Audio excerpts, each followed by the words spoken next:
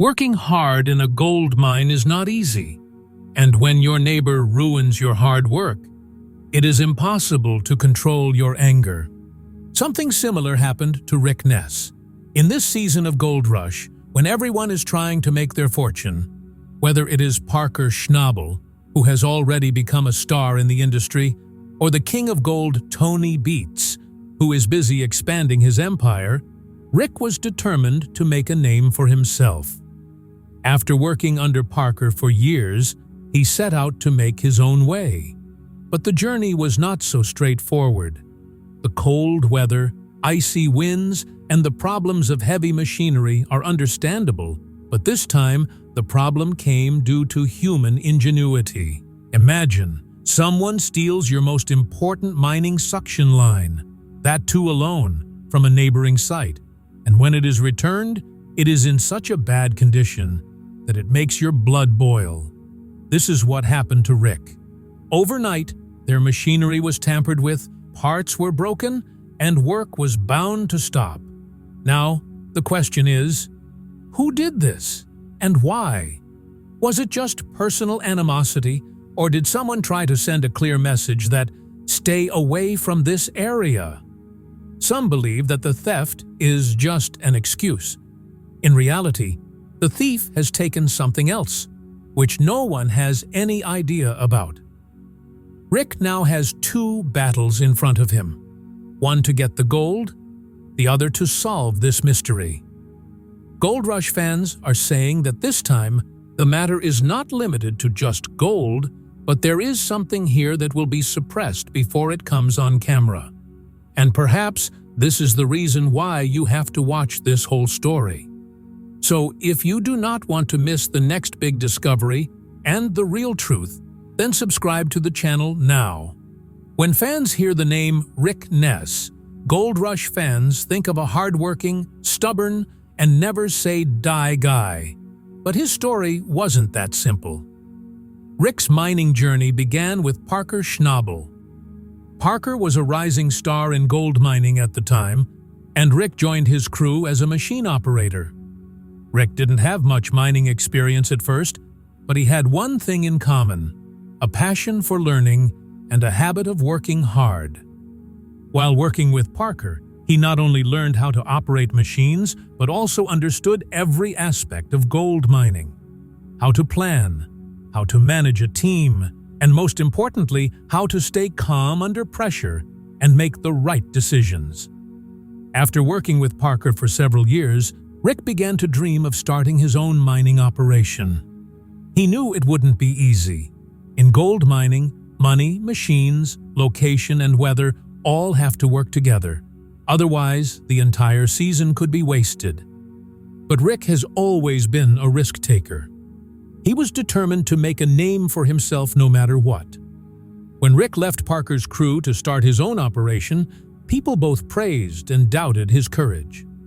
The first season saw him face many challenges. The machines broke down, the weather was not favorable, and the gold haul was not as much as expected. But Rick has one special quality. He doesn't give up easily. He learns from each failure and tries to make a better comeback the next season. In previous seasons, Rick has proven that he is not just Parker's sidekick, but a leader in his own right. His team hauled in a lot of gold, and his hard work was clearly visible on camera. Though there were always ups and downs, sometimes there was a shortage of money at the beginning of the season. Sometimes there were differences in the team.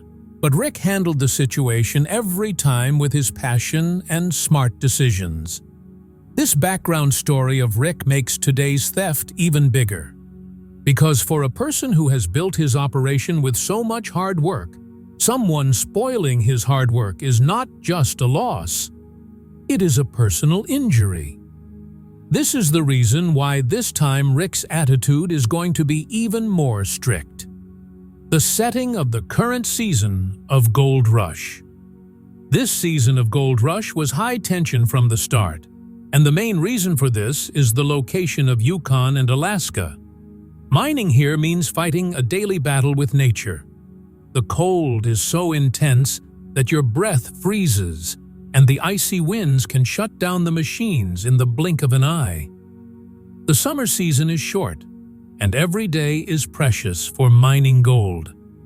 As soon as the cold arrives, the ground freezes and the machines become useless, meaning the work stops completely.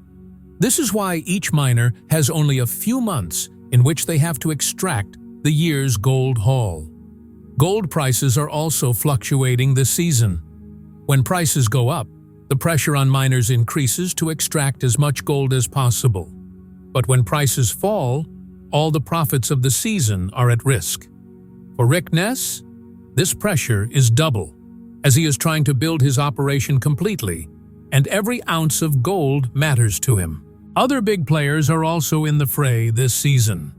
Parker Schnabel, as always, is moving ahead with his strong team and big projects. His machines, crew, and resources are on such a large scale that the competition becomes even more difficult for the other miners. Tony Beats, a gold mining veteran, is still in the fray with his old experience and perseverance. Tony's goal is not only to extract gold, but also to expand his mining empire. In such an environment, every day is a new test for miners like Rick Ness, not only to extract gold, but also to maintain their identity. Full details of the theft incident. Now let's come to the night that shook Rick Ness's season. This incident happened in the middle of the season, when mining was at its peak. Every machine was running at full power, and the team was working day and night to achieve the gold target. Then, one night, everything changed. Someone sneaked into Rick's operation and stole his only suction line. This equipment is crucial to mining. It helps pump water and gravel to process the gold. Without it, the entire wash plant comes to a standstill. And most importantly, Rick had no backup, meaning his entire operation came to a standstill when it was stolen. The theft was so clever that no one noticed it at first. The next morning, when the crew returned to work, they found the machine down and the suction line missing. At first, they thought someone had taken it for maintenance, but when it returned a short time later, everyone was horrified to see the condition. The suction line was badly damaged, pipes torn, connections damaged, and many parts completely useless. Only Rick's team was on site at the time, but most people were sleeping when the incident occurred. 2 or 3 members of the night shift had seen some movement from a distance, but it was dark and far enough away that no one's face was clearly visible. The needle of suspicion quickly pointed towards the neighboring mining claim. The reason? Old grudges and petty arguments had happened before, and the atmosphere between the two teams was not very friendly. Rick was furious at that time. He knew that this was not a random theft. It was a direct message, as if someone wanted to tell him that this area is not yours, or we want you out of here. And it is worth thinking about. Stealing such valuable and important equipment from someone and then returning it after breaking it, this cannot be done just for fun. There is either a deep personal enmity behind this, or a big game plan.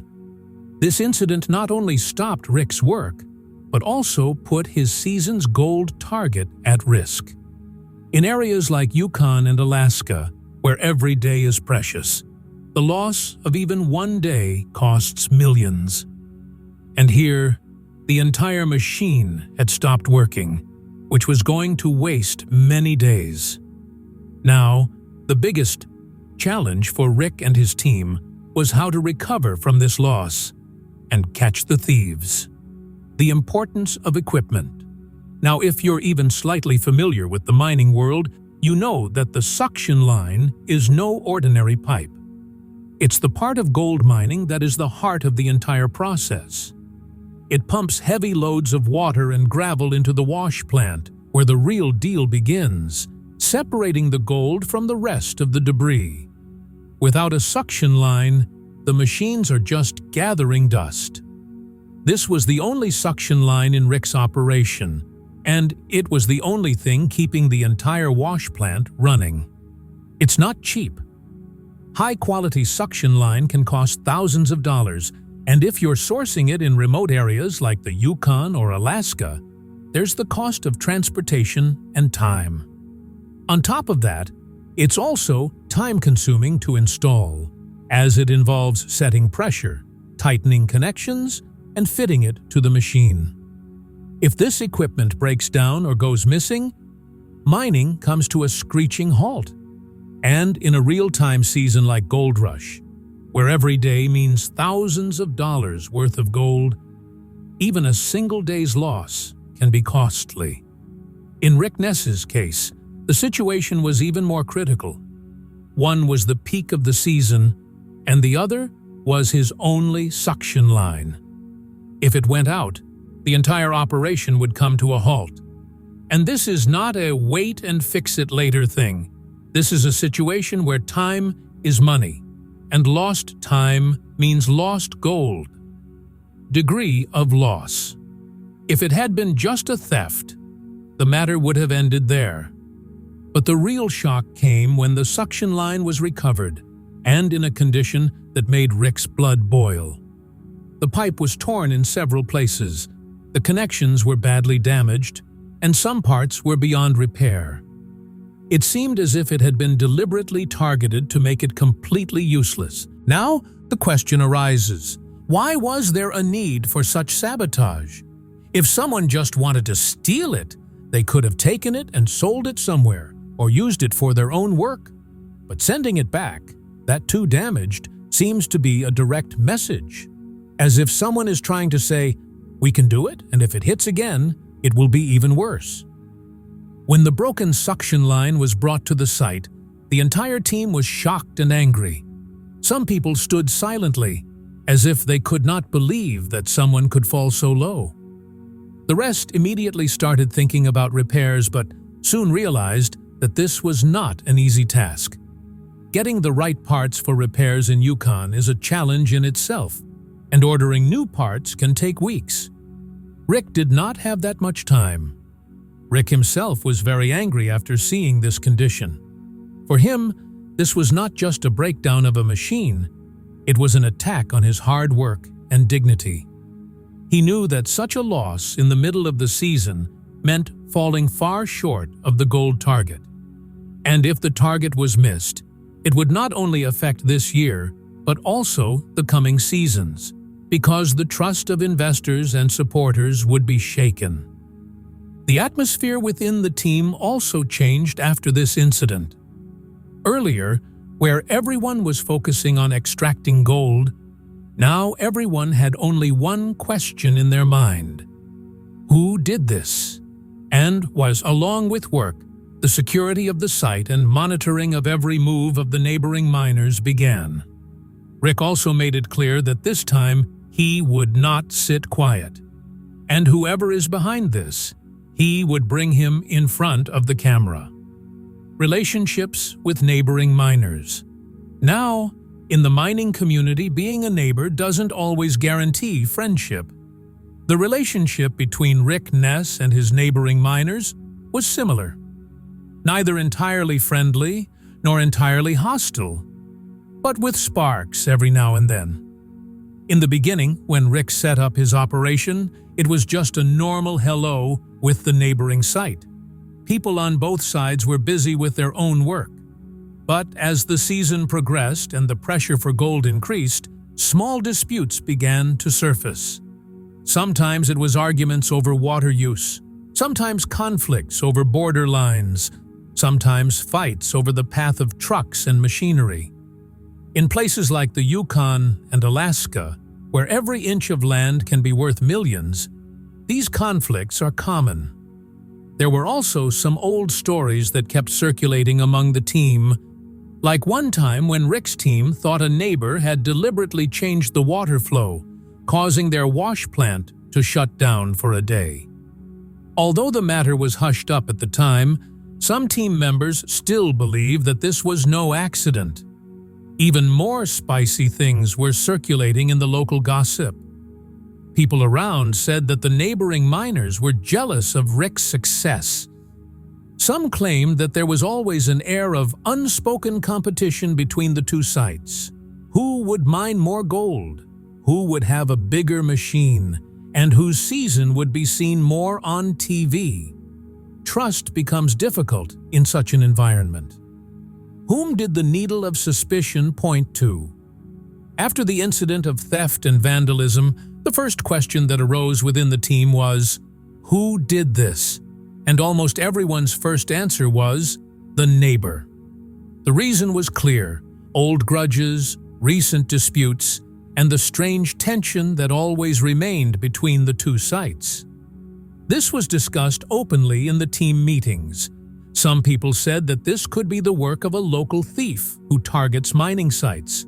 But most believed that targeting such a specific machine and then returning it damaged was the work of someone who understood mining well, and neighboring miners were high on that list. Some strange things also came to light after the incident. For example, on the night of the theft, movement was seen at the neighboring site, even though their work was officially closed at that time. A crew member said that he had seen some headlights and shadows from a distance moving around Rick's site.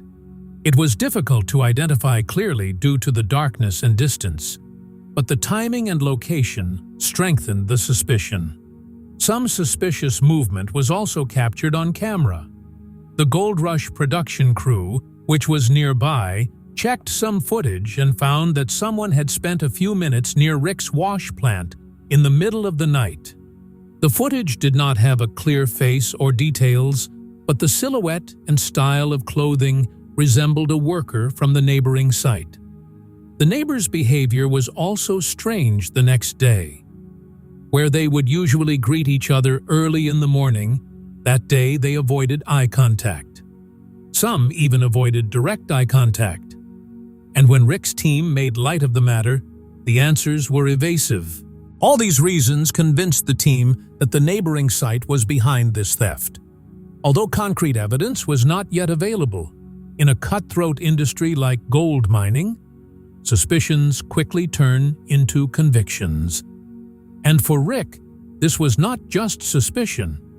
It was a direct attack on his hard work, resources, and dignity, which he was not going to let go without answering. Signing community environment. The world of gold mining is as glamorous and exciting from the outside as it is tough and full of politics from the inside, especially in places like Yukon and Alaska, where the mining season is short, every day is precious, and every machine, every part, has its own importance. There is a strange unspoken code among the miners here. Help each other if needed, but also keep an eye on your gear because not everyone can be trusted. Sometimes miners borrow equipment from each other. This is fine as long as it is clean. Borrow after asking the owner and return in the same condition.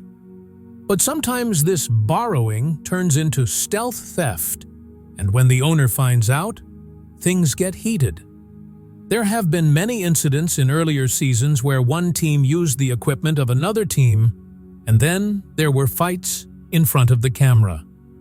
In some cases, the reality was far worse than what was shown on TV. These incidents have created a permanent trust issue in the mining community. You laugh and talk to your neighbor, but you also wonder if you will find your machine or part there the next morning if you leave it unattended. Rick Ness had the same situation, being cautious of neighbors, but not openly hostile. This balance is very delicate, and one wrong move can break the entire relationship. Rick's confrontation and reaction. After the theft and vandalism incident, the biggest question for Rick was whether to go straight to the neighbor or gather evidence first. Rick is a straightforward person, but this time, the matter was very personal. He knew that if he made an angry accusation and the other person denied it, things could get out of hand. Still, within a few days, he decided it was necessary to confront him. The camera crew was also ready to capture the moment. Rick arrived at the neighbor's camp with two of his trusted team members. Initially, they spoke in a calm tone. "Someone stole our suction line and it came back, but in a bad condition. Do you know anything?" The neighbor's answer was evasive. "We don't know anything. Maybe some local did it." But Rick could clearly see the hesitation in his eyes and body language. He was avoiding direct accusations, but there was a kind of discomfort in his gestures, as if he knew what the reality was. On camera, Rick kept himself under control. He just said that if it happened by mistake, then he wanted a solution through talks. But off camera, among the team, he clearly said, "These people are fooling us. They know what happened. They are just not speaking." Rick's anger was justified. Not just the machine was lost, but his hard work, his time, and his trust had been attacked. And that too at a time when every hour of the season matters. His team also supported his reaction. Everyone felt that if strict action was not taken this time, then someone could do the same to him in the future. This incident completely changed the neighborly relationship. What was just a mild tension earlier now turned into open distrust. Rick was now fighting not only for his gold target, but also for the dignity and security of his site. The role of the Gold Rush. Production team. Gold Rush is not just a mining operation, but a TV show, and that means camera crews are always around. Even on the night of the robbery and break-in, part of the production team was active in the Yukon. They have access to cameras, drones, and security footage for night shoots. After the incident, Rick and his team hoped that the camera crew might have captured something. And indeed, there were some interesting things in the footage, like strange movement near the wash plant late at night, and glimpses of someone walking around with a light that resembled a handheld flashlight. Though the footage wasn't clear, the timing and location got everyone thinking. This is where the suspense gets a little more intense. Rick suspected that the production team had more footage, but due to editing and the show's dramatic timeline, not everything would be shown on air. TV shows often make decisions like this. Some things are hyped up, others are suppressed, so that the story can move forward season-wise.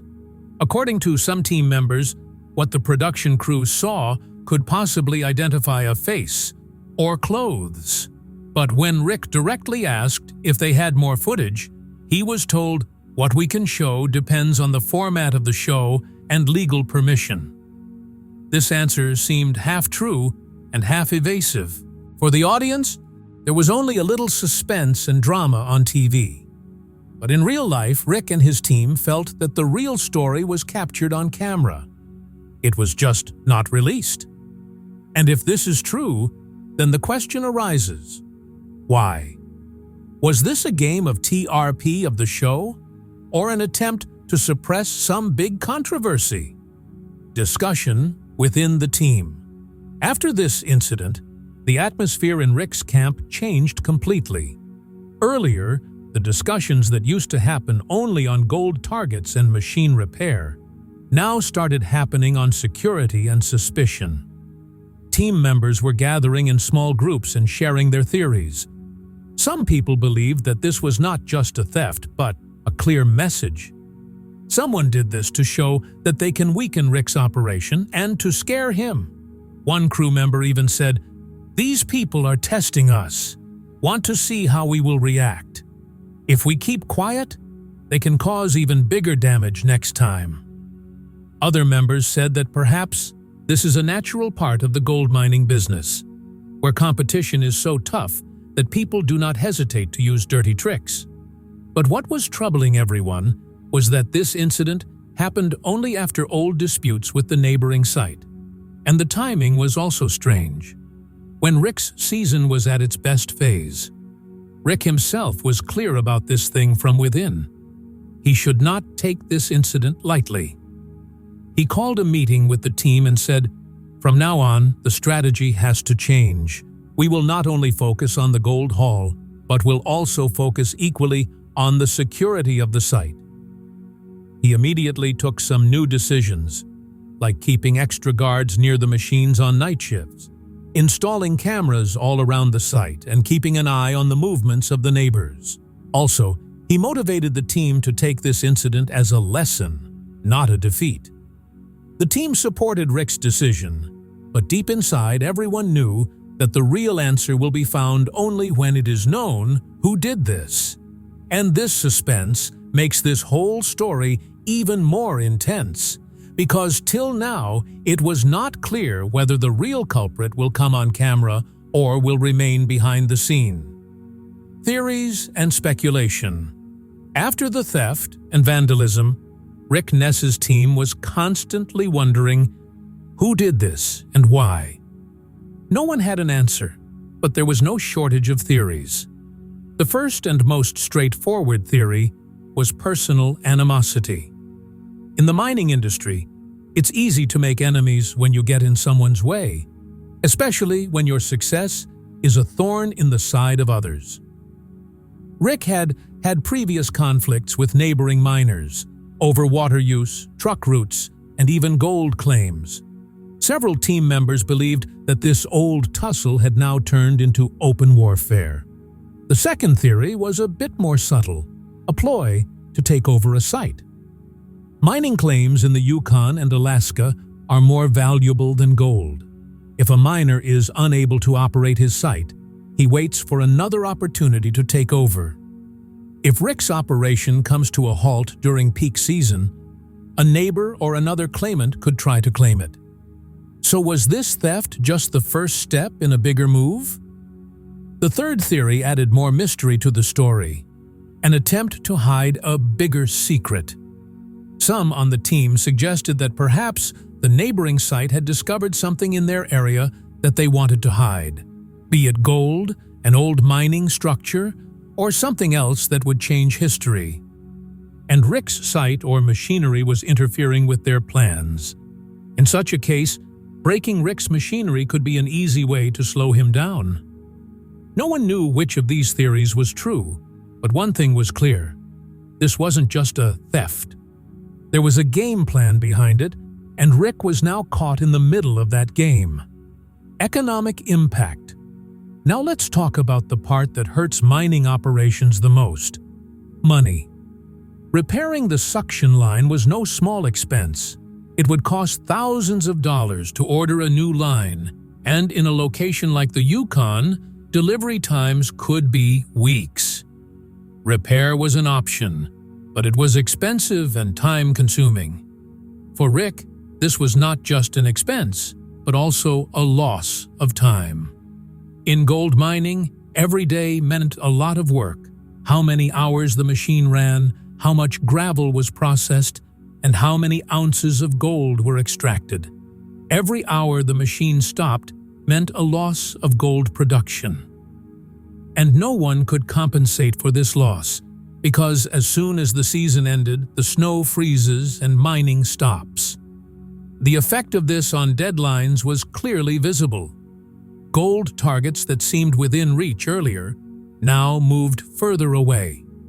The team knew that every day's delay meant a loss of thousands of ounces of gold at the end of the season. And given the current price of gold, this loss was in the millions of dollars.